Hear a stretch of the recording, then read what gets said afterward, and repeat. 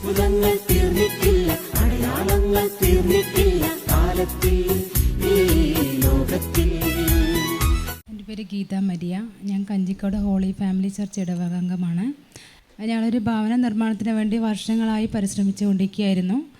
ഏകദേശം 3 വർഷമായി പലതരത്തിൽ തടസ്സങ്ങളായിരുന്നു. ഇവിടെ പ്രാർത്ഥനാ സഹായം അപേക്ഷിച്ചു, അതുപോലെ മധ്യസ്ഥ പ്രാർത്ഥനയ്ക്കും പറഞ്ഞു.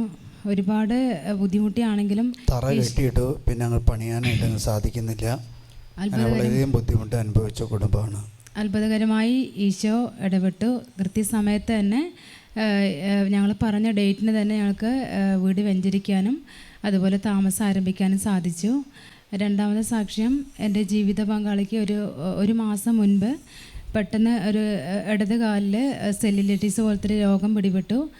അതൊരു ബ്ലാക്ക് കളർ പോലെയായി, പെട്ടെന്ന് ബ്ലഡ് സർക്കുലേഷൻ നിൽക്കണ പോലെയൊക്കെ ഉണ്ടായി. അപ്പോൾ ഡോക്ടർമാർ പറഞ്ഞു ആൻറ്റിബയോട്ടിക് ഇഞ്ചക്ഷൻ കൊടുക്കണം, അതുപോലെ സ്കാനിങ് ചെയ്യണം, കാലിൽ ബ്ലോക്ക് ഉണ്ടോ എന്ന് നോക്കണം എന്നൊക്കെ പറഞ്ഞു. അത് ഞങ്ങളെ ഒരുപാട് ഭയപ്പെടുത്തി. സ്കാൻ ചെയ്ത് നോർമൽ ആണെങ്കിൽ ഞാൻ സാക്ഷ്യം പറയാൻ നേർന്നിരുന്നു. സ്കാനിങ്ങിൽ നോർമലായിരുന്നു, കുഴപ്പമില്ല. ഇപ്പോൾ പൂർണ്ണ ആരോഗ്യവാനായി സുഖം പ്രാപിച്ചു.